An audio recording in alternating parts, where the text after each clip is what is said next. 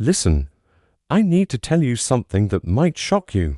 If you're over 60 and you're relying only on walking for your exercise, you're missing out on something huge. And I'm not saying walking is bad, not at all.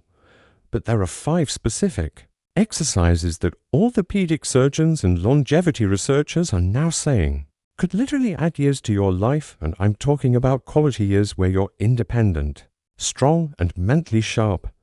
Before we dive in, I want you to try something.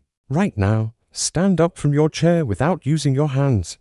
Go ahead, I'll wait. If you struggled with that or couldn't do it at all, pay very close attention to what I'm about to share, because according to a landmark Brazilian study published in the European Journal of Cardiovascular Prevention, people who couldn't perform a simple sit-to-stand test had up to a 3 times higher risk of mortality over the next 6 years. 3 times? Let that sink in. This isn't about vanity or looking good in a swimsuit. This is about survival, independence, and being there for the people you love. Now I know what you're thinking. You've been told walking is the best exercise. For seniors, walk 10,000 steps a day and you'll be fine, right? Well, here's the problem. Walking is fantastic for cardiovascular health and maintaining a baseline of fitness, but it doesn't challenge your body in the ways that matter most. As we age, it doesn't build significant strength, it doesn't improve your ability to catch yourself when you stumble, and it barely touches the fast-twitch muscle fibers that we lose most rapidly after 60. Those are the fibers that help you react quickly when you trip, get up from a low chair, or carry groceries up the stairs. What I'm going to share with you today are 5 exercises that address the real enemies of aging. We're talking about sarcopenia, that's age-related muscle loss. We're talking about balance deterioration that leads to falls, which, by the way, are the leading cause of injury-related deaths in people over 65. We're talking about joint stiffness, reduced bone density, and even brain shrinkage. Yes, brain shrinkage is real, and these exercises have been proven to actually reverse it. The best part? These 5 exercises take only 20 to 25 minutes, 3 times per week. Compare that to the hour-long daily walks you'd need to get similar cardiovascular benefits, and you'll see why surgeons and physical therapists are now prioritizing these movements for their patients over 60. Let's start with exercise number 1, and this is the big one. The sit-to-stand exercise, sometimes called the chair test. Remember how I asked you to stand up without using your hands? That's this exercise. Here's why it's so powerful. This single movement tests and trains almost everything that matters. For independence, your quadriceps strength, your hip mobility, your core stability, and your balance. When Brazilian researchers followed over 2,000 adults for more than 6 years, they found that the inability to perform variations of this movement was one of the strongest predictors of all-cause mortality they had ever measured. But here's what makes this different from just standing up occasionally throughout your day. We're going to do it with intention, with proper form, and with progressive overload. Start by sitting in a sturdy chair with your feet flat on the ground, about hip-width apart. Cross your arms over your chest so you can't use them for assistance. Now, lean forward slightly from your hips, not your waist, and drive through your heels to stand up. The key is to do this in a controlled manner. At the top, stand fully upright, squeeze your glutes, and then slowly lower yourself back down. The lowering phase is just as important as the rising phase, because that's where you build the most strength. If you can't do this without using your hands yet, that's okay. Start by using one finger on each hand for light assistance each week. Try to use less and less help until you can do it unassisted. Your goal is to build up to 10 repetitions 3 times per week. Once you can do 10 reps easily, you can progress by using a lower chair or holding a light weight at your chest. This exercise alone will transform your daily life. Getting out of bed, using the bathroom, getting in and out of the car, all of these become easier and safer. Exercise number 2 is what I call the calf raise balance drill, and this one is absolutely fascinating. Your calf muscles, those muscles at the back of your lower leg, are sometimes called your second heart. Why? Because when you contract them, They pump blood back up from your lower extremities to your heart. This is crucial because as we age, circulation in our legs tends to worsen. Poor circulation leads to cold feet, swelling, varicose veins, and in severe cases, dangerous blood clots. But the calf raise does something even more important. It dramatically improves your balance. Most falls happen because of a small trip or stumble that you can't recover from. Your ankle. Strengthened proprioception, that's your body's awareness of where it is in space, are your first line of defense. Here's how to do it properly. Stand behind a sturdy chair or counter that you can hold onto for support. Place your feet hip-width apart. Now slowly rise up onto the balls of your feet, lifting your heels as high as you can. Hold at the top for 1 second, then slowly lower back down. That's 1 rep. Do 3 sets of 15 repetitions, 3 times per week. As you get stronger, here's where we add the balance component. Start using only one hand for support, then just your fingertips, and eventually try doing them without holding on at all. Once you master the basic version, progress to single leg. Calf raises, stand on one foot, hold for balance and perform the same movement. Single leg calf raises are incredibly challenging and will dramatically improve your ankle stability and balance. A study from the University of Leipzig in Germany found that exercises requiring balance and coordination were particularly effective at increasing gray matter in the brain, specifically in areas responsible for spatial awareness and memory. We'll talk more about that German study in a moment because what they discovered about brain volume is genuinely remarkable. Exercise number 3 targets something that plagues nearly 60% of people over 60. Knee pain. This is the wall sit, but we're going to do it in a very specific way. A landmark study published in the British Journal of Sports Medicine found that 58% of participants with chronic knee pain experienced significant relief after just 8 weeks of progressive wall sit training. 58%. And we're not talking about masking pain with medication. We're talking about actually strengthening the supporting structures around the knee so that the pain diminishes naturally. Here's why this works. When you have knee pain, especially osteoarthritis, the muscles around your knee, particularly your quadriceps and your VMO, that's the vastus medialis oblique muscle on the inner part of your thigh, tend to weaken. This creates a vicious cycle. Weak muscles lead to poor knee tracking, which causes more pain, which makes you move less, which makes the muscles even weaker. The wall sit breaks this cycle by strengthening these muscles in a way that doesn't create harmful compression on the knee joint. Here's how to do it safely and effectively. Stand with your back against a wall and your feet about 2 feet away from the wall, hip-width apart. Slowly slide your back down the wall until your thighs are at about a 45-degree angle. You don't need to go to a full 90-degree.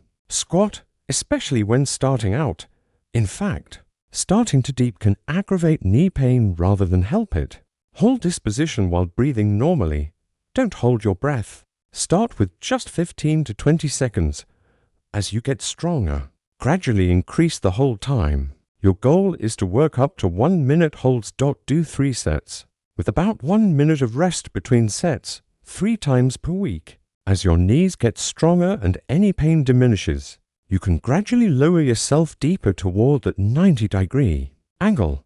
The key is progressive overload every week. Try to either hold for a few seconds longer or go slightly deeper. This systematic progression is what creates adaptation and strength gain. Now let's talk about exercise number 4, and this is the one that specifically addresses brain health. It's called the cross-crawl march, and it's based on fascinating research from Germany. Neuroscientists at the German Center for Neurodegenerative Diseases conducted a 6-month study with older adults and found that exercises requiring coordination between the left and right sides of the body actually increased brain volume in areas that typically shrink with age. We're talking about real, measurable growth in the hippocampus, the area responsible for memory formation. The cross-crawl march is deceptively simple but incredibly powerful. Stand with your feet hip-width apart. Lift your right knee up toward your chest while simultaneously bringing your left elbow down to meet it. Return to the starting position. Then lift your left knee up and bring your right elbow down to meet it. That's 1 rep. The key is to really focus on the coordination. This isn't just mindless marching. You want to actively think about bringing opposite limbs together. This cross-body movement forces both hemispheres of your brain to communicate and coordinate, which is exactly what builds and maintains those neural pathways. Start with 3 sets of 20 repetitions, alternating sides for 10 reps per side per set. Do this 3 times per week. As you improve, you can add variations. Try closing your eyes for a few reps to really challenge your balance and coordination. Or try touching your elbow to the opposite knee behind your back. The more challenging you make the coordination component, the more your brain has to work, and the more benefit you get. What's remarkable about the German study is that these changes were visible on MRI scans. In the exercise group, brain volume actually increased while the sedentary control group showed the typical age-related shrinkage. This isn't just about preventing cognitive decline. This is about actually growing your brain at any age. If someone told you there was a pill that could increase your brain size and improve your memory, you'd probably pay a lot for it. Well, this exercise is free and it works. Exercise number 5 is what ties everything together. It's the modified push-up progression, and it addresses upper body strength, core stability, and bone density all at once. Here's why this matters. After 60, we lose upper body strength faster than lower body strength. This means tasks like pushing open heavy doors, getting up from the floor, or even catching yourself with your arms during a fall become increasingly difficult. Plus, the pushing motion is one of the best exercises for maintaining bone density in your wrists, arms, and upper spine. Now, I know what you're thinking. Push-ups? I haven't done a push-up in decades. That's okay. We're going to start where you are right now and progress systematically. The beauty of the push-up is that you can modify it almost infinitely to match your current strength level. Let's start with the easiest version, the wall push-up. Stand facing a wall at arm's length. Place your palms flat against the wall at shoulder height and shoulder width apart. Lean toward the wall, bending your elbows until your nose nearly touches it. Then push back to the starting position. That's 1 rep. If wall push-ups feel too easy, progress to counter push-ups using your kitchen counter. Then move to a sturdy chair or low table. The lower the surface, the harder the push-up becomes. Eventually, you might progress to push-ups from your knees on the floor and finally to full push-ups from your toes. But here's the important part. There's no rush. The goal isn't to do full push-ups. The goal is to progressively challenge your muscles so they stay strong and functional. Start with 3 sets of 8 to 10 reps at whatever level is appropriate for you. 3 times per week. Each week, try to do 1 or 2 more reps or progress to a slightly lower surface. Your muscles need this progressive challenge to grow stronger. Without it, you're just maintaining. And maintenance isn't enough when you're fighting age-related muscle loss. Here's what makes these 5 exercises so powerful when you do them together. They create what exercise scientists call a comprehensive functional fitness program. You're building lower body strength with the sit to stand. You're improving balance and circulation with the calf raises. You're strengthening your knees and building muscular endurance. With wall sits, you're enhancing brain health and coordination. With cross-crawl marches, and you're maintaining upper body strength and bone density with push-ups. Together, these 5 movements address every major aspect of functional fitness that determines whether you'll maintain your independence as you age. Now let's talk about how to put this all together into a program that actually works. The biggest mistake people make is doing too much too soon. They get excited, they try to do everything at once, and within a week they're so sore or discouraged that they quit. We're not doing that. Here's your simple 3 times per week routine. On Monday, Wednesday, and Friday, or whatever 3 non-consecutive days work for you, you're going to perform these 5 exercises in order. Start with a 5-minute warm-up. Just march in place, do some arm circles, maybe some gentle neck rolls. Get your blood flowing. Then do your sit to stands, 3 sets of 10 reps. or as many as you can do with good form. Rest about 60 to 90 seconds between sets. Next, your calf raises, 3 sets of 15 with about a minute of rest between sets. Then your wall sits, 3 sets, holding for as long as you can up to 1 minute each, with a minute of rest between. After that, your cross crawl marches, 3 sets of 20 total reps, that's 10 per side. Finally, your push-ups at whatever level is appropriate for you, 3 sets of 8 to 10 reps. The whole workout will take between 20 and 25 minutes once you get the hang of it. On the other days of the week, feel free to go for those walks you enjoy. Walking is still beneficial for cardiovascular health, stress relief, and overall well-being. But now you're complementing it with the strength balance and coordination work that walking alone can't provide. Here's what you can expect. In the first 2 weeks, you might feel sore. That's normal.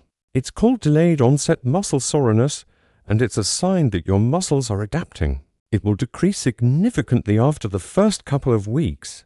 By week 4, you'll notice that daily activities feel easier. Getting out of chairs, going upstairs, reaching for things on high shelves. By week 8, you should see measurable improvements in your strength, balance, and endurance. If you had knee pain, you'll likely notice it significantly reduced. By week 12, you'll feel like a different person.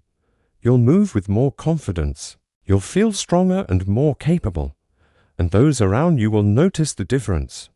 Let me share something important. This isn't about becoming an athlete. This isn't about competing with anyone or proving anything. This is about maintaining the strength and independence to live the life you want to live, to play with your grandchildren, to travel without worrying about keeping up, to live in your own home rather than needing assisted living, to be there for your family when they need you. These 5 exercises are tools to help you do that. One more thing before we wrap up. Safety is paramount. If you have any existing health conditions, recent surgeries, or concerns about starting an exercise program, please talk to your doctor first. Show them this video if you want. Most doctors will be thrilled that you're taking this initiative. Also, always prioritize form over quantity. It's better to do 5 perfect reps than 10 sloppy ones. If something causes sharp pain, stop immediately. Muscle fatigue and mild discomfort are normal. Sharp pain is your body telling you something is wrong. All right, I want to hear from you. Which of these 5 exercises do you think will be most challenging for you? Have you tried any of them before? Drop a comment below and let me know. And if you found this video helpful, do me a favor. Hit that like button and subscribe to the channel. We put out new science-backed health and fitness content, specifically for people over 60 every single week, and I don't want you to miss it. Remember, it's never too late to start. Whether you're 60, 70, 80, or beyond, your body still responds to progressive resistance training. You can still get stronger. You can still improve your balance. You can still increase your brain volume. Science has proven all of this. The question is, will you take action? Will you give yourself the gift of strength and independence? I hope you will. These 25 minutes, 3 times per week, could literally change your life. Thank you so much for watching. I'll see you in the next video. Now get up, get moving, and let's make the rest of your life the best of your life.